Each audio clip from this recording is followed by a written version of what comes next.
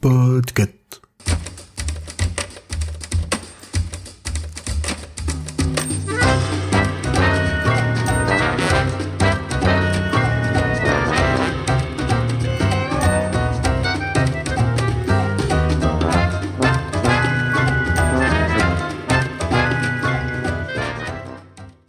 Salut mes petits réparateurs en herbe, ici Corée et aujourd'hui je vais vous parler d'un essai qui s'appelle Futur au pluriel, réparer la science-fiction de Katie Stewart. Il est publié aux éditions de l'Inframonde depuis avril 2023. Pour comprendre pourquoi j'avais précommandé ce livre dès que j'ai eu vent de sa sortie, il va falloir qu'on s'explique un petit peu vous et moi. Quand on me demande quel est mon genre préféré, je réponds très spontanément, la science-fiction. Et pourtant, quand on regarde mes spots de lecture, j'avoue qu'on trouve beaucoup de fantaisie, de policiers et d'historique. Je trouve que lire de la science-fiction, c'est exigeant. Pas tant dans la difficulté de la lecture, car tout le monde peut lire et apprécier de la SF. Mais c'est le lectorat lui-même qui l'est. Déjà, on a affaire à des fans très hardcore. Si vous n'avez pas lu tout Fondation, tout Pierre Bordage, si vous n'avez pas en tête toutes les références, vous aurez vite le sentiment de ne pas être légitime. Pire encore, je vous rappelle que je suis une femme d'une quarantaine d'années et je fais partie d'une génération où une femme qui aime de la science-fiction, ce n'est pas commun, c'est même un peu bizarre. Je ne vous raconte pas les regards incrédules de certains hommes quand je dis que j'ai un avis très tranché sur Dune et même que j'ai compris l'œuvre. Les femmes qui lisent de la SF ont des tonnes d'anecdotes qui vont dans le même sens dès qu'on s'attaque un petit peu au classique. Vous verrez, c'est un régal. Mais quand on aime de la science-fiction et qu'on est une femme, c'est difficile de se retrouver dans ces histoires, surtout dans les classiques et les incontournables. Comme le dit Alice Zeniter dans son essai « Je suis une fille sans histoire » et recommandé par Futur au pluriel, et c'est encore plus vrai dans la science-fiction. Les récits les plus courants, c'est l'histoire de mecs qui font des trucs. Alors oui, on a parfois de bonnes histoires de femmes qui font des trucs, comme Honor Harrington ou Katniss Everdeen. Mais soyons honnêtes 2 minutes, on a juste mis un filtre féminin sur un protagoniste caractéristique bien masculine. Depuis des années maintenant, je suis sur les réseaux une autrice du nom de Katie Stewart. Vous allez me dire, ça tombe plutôt bien, t'es en train de nous recommander son essai. D'abord sur X, anciennement Twitter, elle a fait des nano-vrimos qui sont maintenant aussi disponibles sur Blue Sky. Et j'avoue que c'est un de mes petits plaisirs de les lire quand je tombe dessus. Le but, écrire sur un mot en un tweet tous les jours. Et puis, je l'ai suivi aussi au travers différentes retranscriptions de conférences sur l'imaginaire. Ce n'est que très récemment que je me bouscule un peu pour aller chercher ces publications qui sont le plus souvent dans ma pile à lire d'ailleurs, j'ai pas à aller chercher bien loin.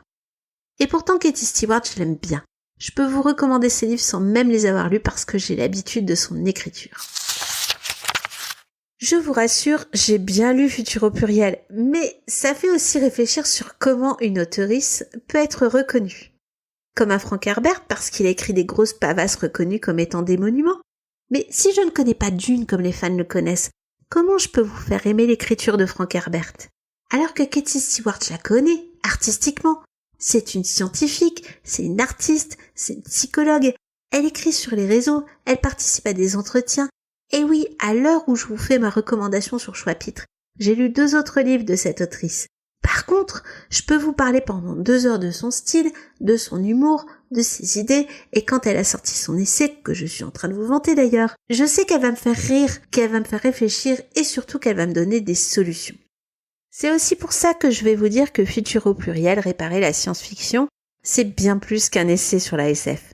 Parce que j'ai bien conscience que de vous convaincre de lire un essai sur un genre bien spécifique, j'ai pas en emballer des masses. C'est plus un livre discussion en fait. C'est comme si Katie Stewart vous trouvait comme moi et qu'elle vous parlait de science-fiction en lâchant un peu les vannes sur le sujet. Sans filtre, à cœur ouvert et en vous invitant à trouver des solutions. Parce qu'en littérature, et pas seulement en SF selon moi, on a de vrais problèmes. Et la France les conserve bien. Et là, je rebondis sur ce que j'ai vu dans cet essai. On a une société qui évolue à toute vitesse en ce moment. Or, les têtes d'affiche en littérature sont composées de quoi? Allez voir dans votre librairie et vous verrez par vous-même. En majorité, d'hommes blancs. Et c'est encore plus flagrant dans la SF. Je ne vous pose la question tout simplement. Où sont les autrices femmes, trans, non-binaires et racisées? Car en termes de population française, on est d'accord qu'elle n'est pas faite de 3/4 d'hommes blancs. Sinon, effectivement, je comprendrais qu'on a un vrai problème de fertilité et de renouvellement de population. Et le talent de l'écriture, il ne peut pas juste sur ce type de catégorie de personnes. Donc la question est là. Est-ce que seuls les hommes blancs écrivent? Je ne pense pas. Le véritable constat, c'est que les autres autoristes n'ont pas leur place, ou ils n'osent pas se lancer dans l'écriture et ou ne demandent pas à être publiés, ne se sentant pas légitimes ou capables. Ou alors les maisons d'édition n'osent pas ou ne veulent pas les publier. Or, si on conserve la même représentation d'auteurs, eh bien on s'en croûte. On continue à publier le même genre de récits. Je vais même plus loin que Katie Stewart sur ce point. On achète moins de livres, ne se reconnaissant pas dans les publications. Alors, eh bien on peut agir dans les deux sens bien entendu. Les maisons d'édition peuvent promouvoir plus de diversité dans les autoristes, mais aussi dans les types de récits, ce qui commence à se faire timidement d'ailleurs. Et nous bien entendu, on peut se libérer des classiques qu'on doit absolument lire pour commencer dans un genre, et acheter plus de livres qui correspondent à nos univers. Parce que qu'est-ce qui vous dit que le roman est le format qui vous convient? Et la nouvelle? Et les récits à plusieurs mains? Et l'audio? Et les comics, les BD, les webtoons?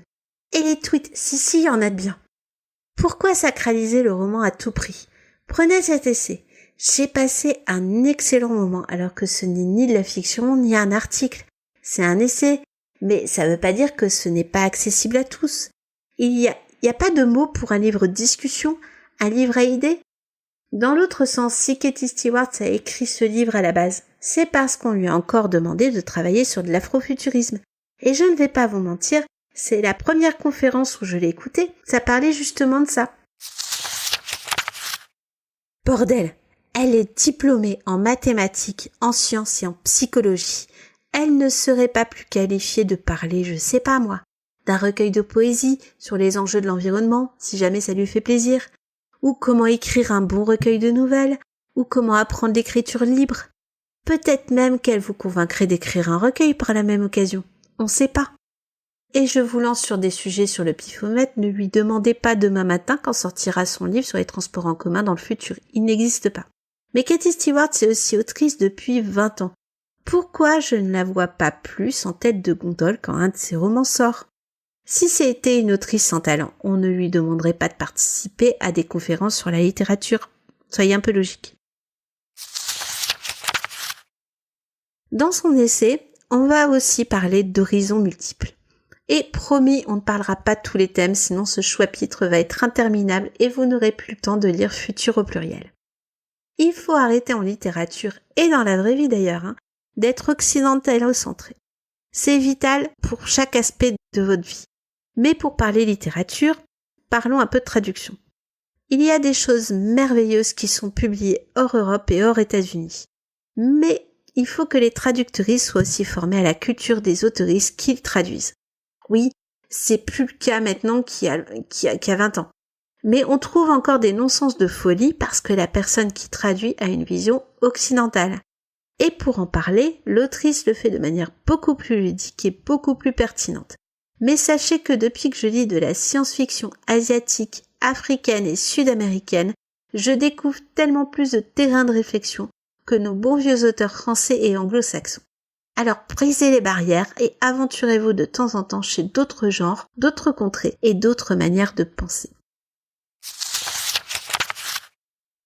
On s'arrêtera là pour le développement des idées car je n'ai fait que gratouiller la surface et mêler mes idées à celles de ce livre.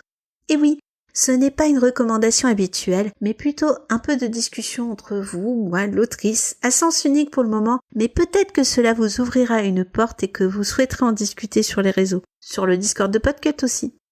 Dites-vous juste que ce dont je viens vous parler, c'est une vision de ce que j'ai de cet essai maintenant. Mais si dans 6 mois je le relis et on n'est pas à l'abri, ça arrivera peut-être, il est toujours sur ma table de chevet. Je suis certaine que je peux vous refaire un épisode totalement différent.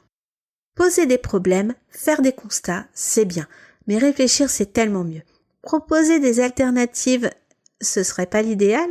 Si évidemment. Et Katie Stewart a fait ce que je préfère à la fin de son essai. Elle a fait une choré bien entendu.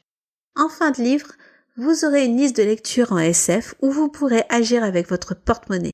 Et vous aurez une liste en différentes catégories comme des femmes en science-fiction, du queer SF, des normalités multiples, de la SF et des minorités ethniques occidentales, de la SF du monde non occidental, de la science, des écritures collectives et même des inclassables.